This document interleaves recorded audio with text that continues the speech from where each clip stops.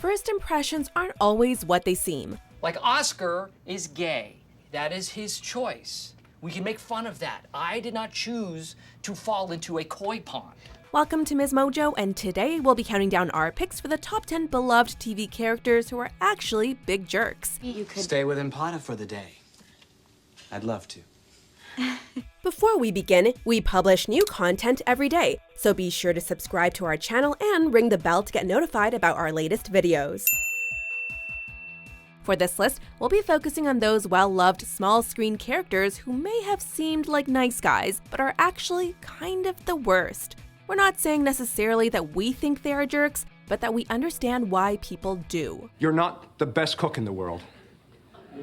In fact, you're not very good at cooking. At all. Bad cook. Number 10, Jack Shephard, Lost. Where were you?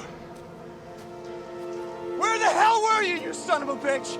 Is it possible to have both a hero complex and an inferiority complex at the same time? Because that's probably the best way to describe Jack. He constantly complains about being the de facto leader, but doesn't want to let anyone else make decisions for themselves. In fact, he often keeps secrets from his closest friends to influence their choices. He is super judgmental of everyone around him and acts like he is so much better than them. Why are you running? You don't even know what you're running from! Some of the best moments of this show are the ones where Jack is nowhere to be found. But of course, being a main character, that doesn't happen very often. Someone please vote Jack off the island. We have to go back! Number 9, Arizona Robbins, Grey's Anatomy.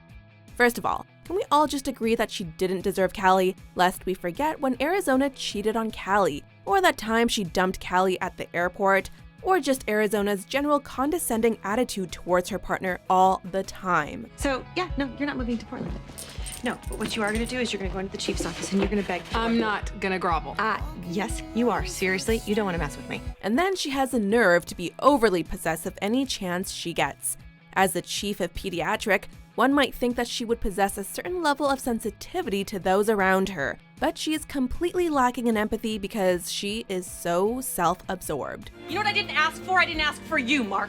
Because you know what you are? You're basically a sperm donor. I mean, this is me, and this is Callie, and we're together, so I say... No, you don't get a say. Number 8, Xander Harris, Buffy the Vampire Slayer. So this spell might restore Angel's humanity? Well, here's an interesting angle.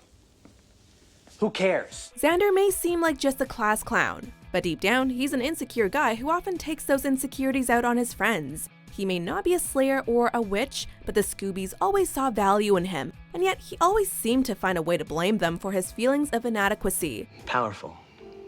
All of them.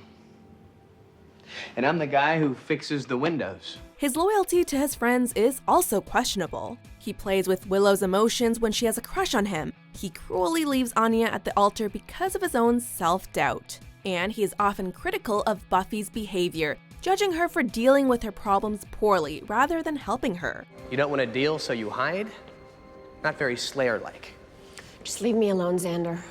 You have no idea what's going on. Number 7, Ezra Fitz, Pretty Little Liars. Holy crap. The dude had an affair with a teenage student. Need we say more? And yet we will.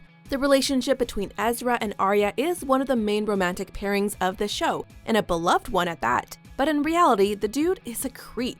They didn't know that they would be in a student-teacher dynamic when they first met. Honest mistake. But upon finding out that he was her teacher, Arya tried to transfer out of his class. I understand where you're coming from. I just wish that you could stay in the class. It was he who asked her to stay, then practically stalked her to get her attention. Number 6, Michael Bluth, Arrested Development.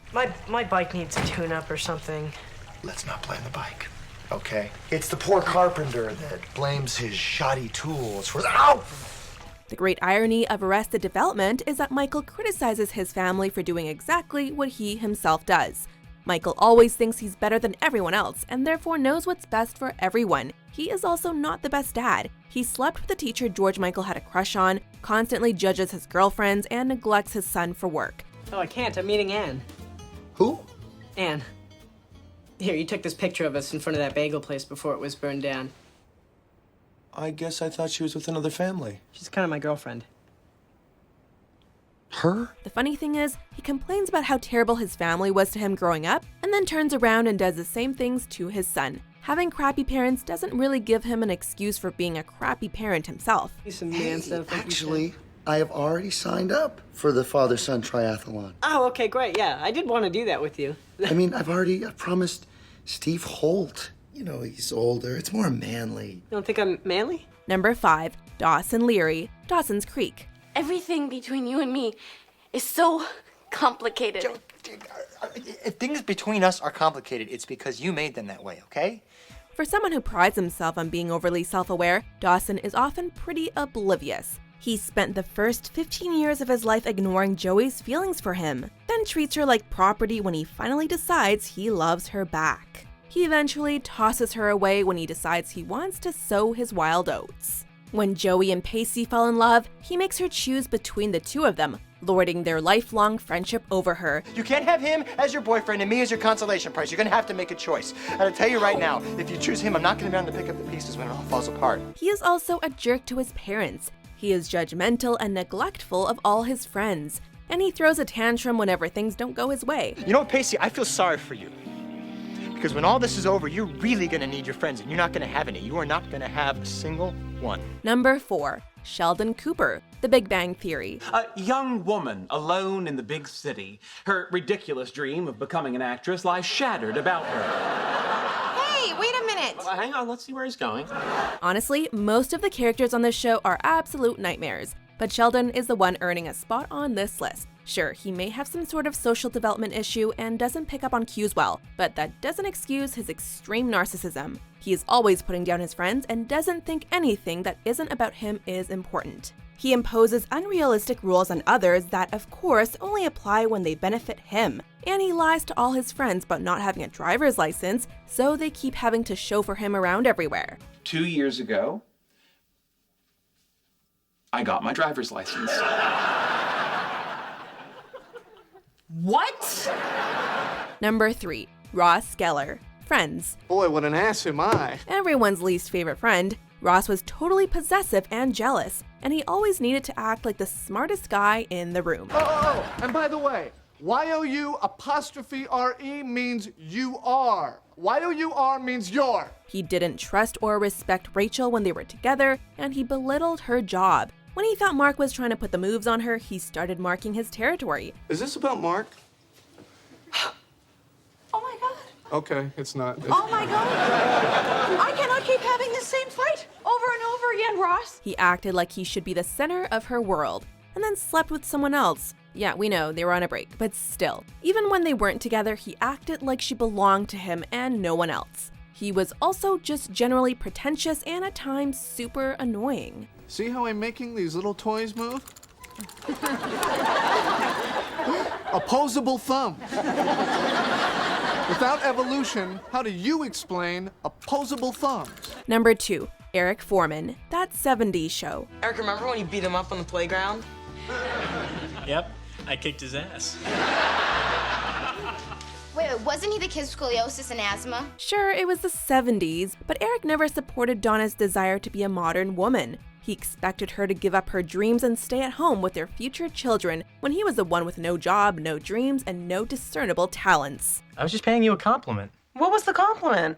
That you are gonna be so great staying home with our kids. What? He got so threatened by any other guy who ever looked her way, when he was the one who had a tendency to stray. He also broke up with her multiple times for seemingly no reason. He left for Africa without even talking to her about it, dumped her while away, and then he came back and expected they would just get back together. I am a dumbass. Number 1, Ted Mosby, How I Met Your Mother. Are the girls in there hotter than our dates? I don't know if they're hotter, but they're drunker. Rock and roll. For a guy who's supposed to be a bleeding heart romantic searching for his soulmate, he sure treats women like crap. He continues to pursue Robin for the whole series, even though she makes it clear from the beginning that they want different things. He cheats on Victoria to hook up with Robin. He dumps a woman on her birthday twice. I'm not the one for you! He accuses Zoe of trying to destroy his dream of building a skyscraper, but Zoe was already trying to save the Arcadian when they met. He basically uses women as test subjects to find the one, and blames them for not meeting his ridiculous standards. Ted is the literal worst. All right, first of all, my parents live in Ohio. I live in the moment. Do you agree with our picks? Check out these other great clips from MsMojo and subscribe for new videos every day.